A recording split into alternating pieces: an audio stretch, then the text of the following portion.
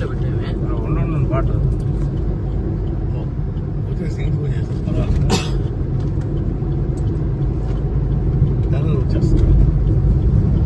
ఓం స్వామియే శరణయ్యప్ప.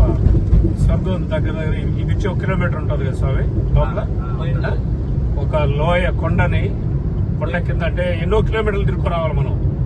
అలాంటిది short cut 1 kilometre లో 50 కిలోమీటర్ల రూట్ సర్వీస్ దగ్గరలో పెట్టాడు అనమాట.